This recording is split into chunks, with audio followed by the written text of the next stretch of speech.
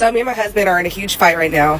Oh, how original. Someone airing their dirty laundry on social media. He actually left, and he said he's going to stay gone until I get my act together. So I'm going to tell you what happened, okay? Okay. He works like 70 hours a week, okay? And I asked him if we can go out to eat. We went out to eat yesterday, and I asked him again if we can go out to eat again. He said that this can't be something we do on a routine basis. And I'm just like, why not? Well, I can think of multiple very good reasons why a person shouldn't make going out to eat on a regular basis a thing. But let's hear what they have to say.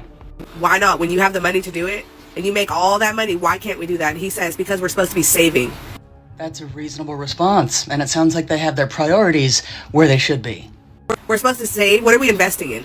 Why are we saving in the first place? Well, there is this thing called the future, and a lot of individuals believe in putting money aside in case they need it, or, heaven forbid, saving up so they can actually retire someday. First of all, what I'm not going to do is sit here and allow someone to tell me what my money, that's my money too, because we're married.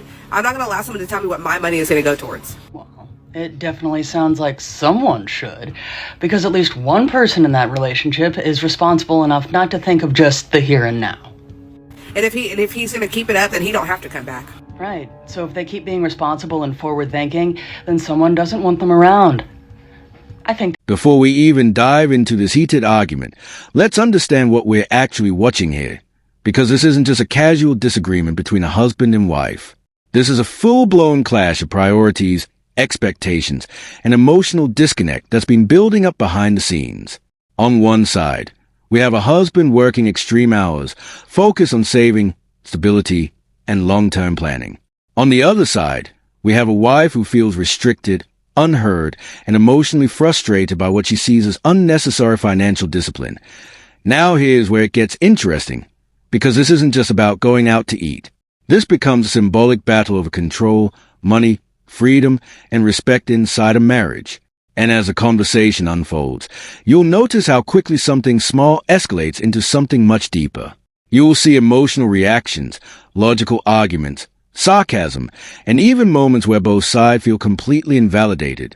The real question is this: are we watching communication breakdown, or two completely incompatible mindsets trying to survive the same relationship? Stick around, because the situation escalates in ways you won't expect. 30,000 comments. These are their 3 favorite phrases. Number 1, male loneliness epidemic. Women think this is the funniest thing that they've ever heard. Or they like to go, men aren't lonely enough. And I just reply to these comments now with, you sound like an incel. Number 2 is lavender marriage. Ladies, my gay friends are wonderful, but I think you should get to know them a little better. I really don't think you'd be happy married to one of these dudes. Number 3 is anything about tables. Women love phrases about tables, like, what do you bring to the table? Or, I am the entire table. Something about tables. I think women just yearn for the kitchen. I'm literally having a mental breakdown, but I kind of just had this epiphany that maybe these women didn't meet like Mr. Right or the perfect man that just fell from the sky one day. Like, yeah, maybe the guy like treats them well, like treats them like a human, but I don't think these women actually like met like the most perfect man ever. I think a lot of women just accept and tolerate because it's tolerable. Like every day we get on this app and we lose brain cells. Oh, you're crying and having a mental breakdown because you realize that people marry imperfect people? And if you marry somebody, you have to marry someone who's imperfect and not everything you ever wanted? Let me ask you a question, Bethany. Do you think you're everything he ever wanted?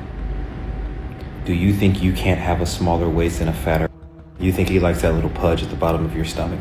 Do you think he likes the annoying part of your personality? Do you think he likes to talk as much as you like to talk, or he just listens because he has to deal with an imperfect woman? And how do you think you would feel if you saw a man online crying about marrying an imperfect woman? Oh my... This moment already tells us a lot about the emotional tone of this relationship. The husband physically leaving and saying he'll return when she gets her act together immediately introduces power tension, but also avoidance. Instead of resolving the issue in real time, he disengages completely. Meanwhile, she's left in a position of confusion and frustration, trying to explain her side. What's important here is that both individuals believe they are being reasonable.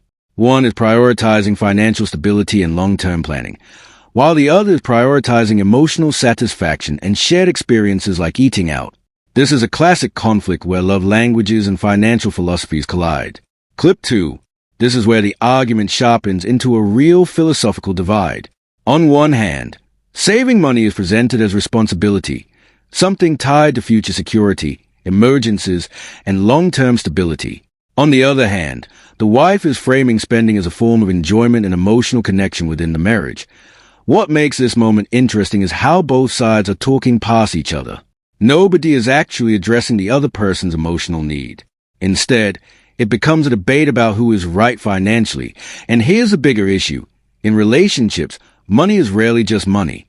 It becomes respect, trust, control, and freedom all wrapped into one. So the real tension here isn't about restaurant bills.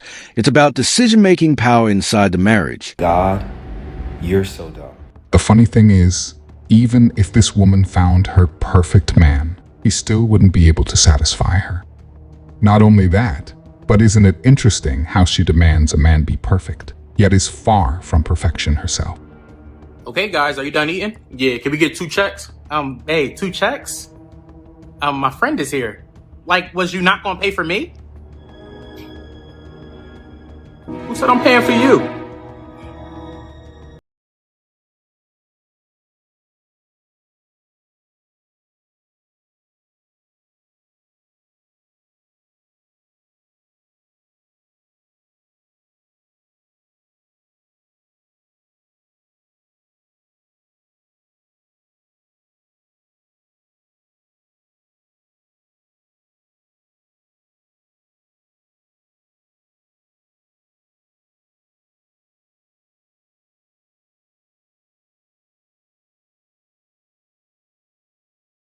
You better calm your man down. Okay, sir, you gotta calm down.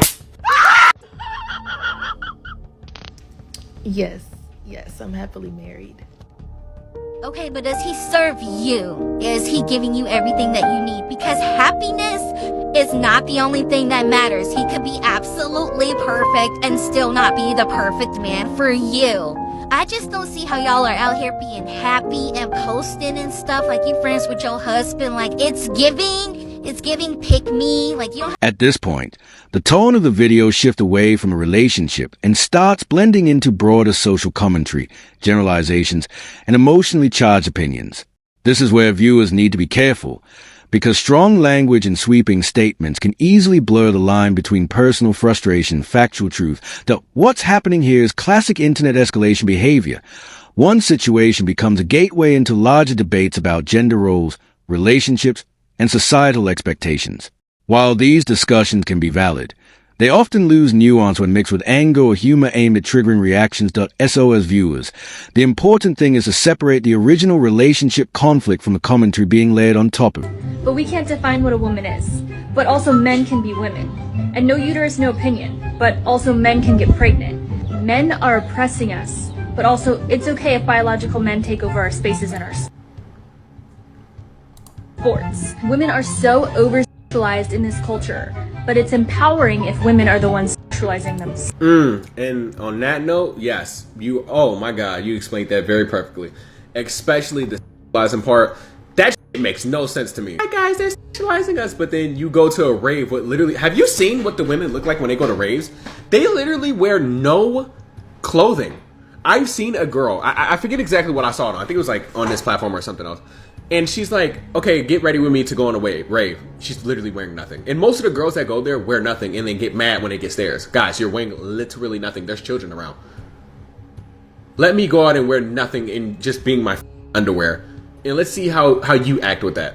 Yeah, you're probably not gonna like it. You know, it makes no sense to me, especially with the OF girls and all this other kind of stuff. We talk about stop sexualizing women, but then you sexualize yourself and then you get mad when you're sexualized. I don't think that women should be sexualized, but also don't intentionally sexualize yourself because you're saying that men are sexualizing you. It makes literally no sense. If I make a post about women as a woman, why do women come in the comments talking about, oh, are you gonna say this about men? Is that going to make what I said about women less relevant? No, because that's not how that works. And you know that's not how that works. So what are you talking about? Women who get the most hate from other women are women who are in relationships and marriages. I am convinced that women hate men so much to where they will completely demean and pick apart a woman that absolutely loves her. You will be called pick-me's, you will be called stupid, you will be called everything in the world just because a single woman hates men so bad. Let's not even talk about the vile things that they will say about your spouse, right? And please keep in mind, all this is just coming from their own hatred and just simply because they hate men.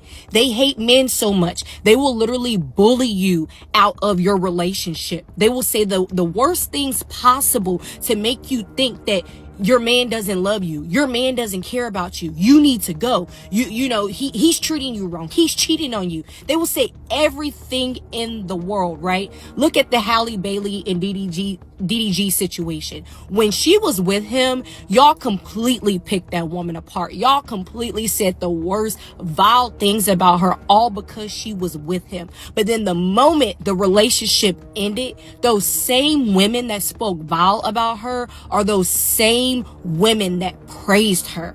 Y'all praised her after she left. And y'all do that to a lot of women. I can name a lot of women that on this internet that I have seen that get bullied because they are with a man.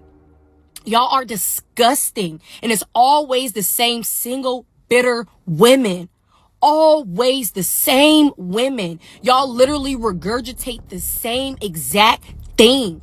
So anyways, I'm not even going to go down that rabbit hole, but I'm going to just say this. Any woman that's in a relationship and absolutely loves her man, loves her. This segment highlights a very uncomfortable reality in modern relationship discourse, the shift from discussing behavior to attacking identity.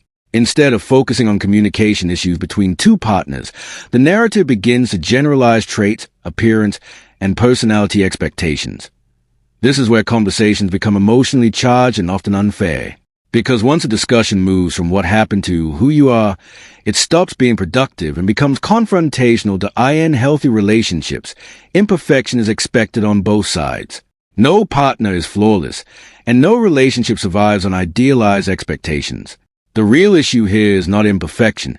It's the inability to accept imperfection without resentment. Husband, whatever the case may be, don't let these bitter women, whether it's in real life or on the internet, bully you from leaving your man. That is your man. That is your relationship. You choose and you do whatever you see fit. Because those same women that's bitter and talking crap about you, 4 or 5 time baby mamas. They got so much stuff to say. I digress. But anyways, single women keep women single, and women will literally bully you because you are happy, healthy, thriving in a relationship, all because they absolutely hate men.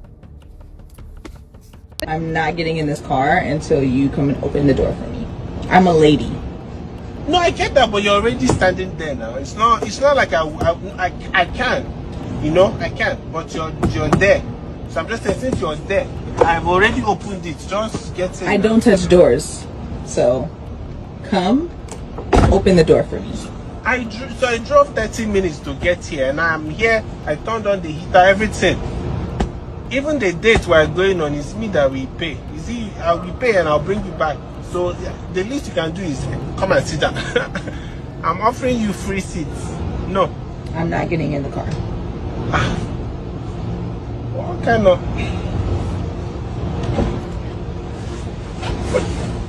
Thank you. This is not... This one is wahala. We've not even started.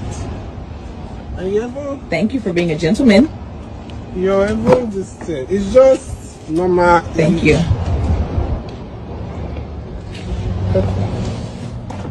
Why are you like I'm this, ready now. You know what? Don't worry. Come out. Are you serious? No, just come out because I don't think this. No, come. Just come out first. Are you serious right now?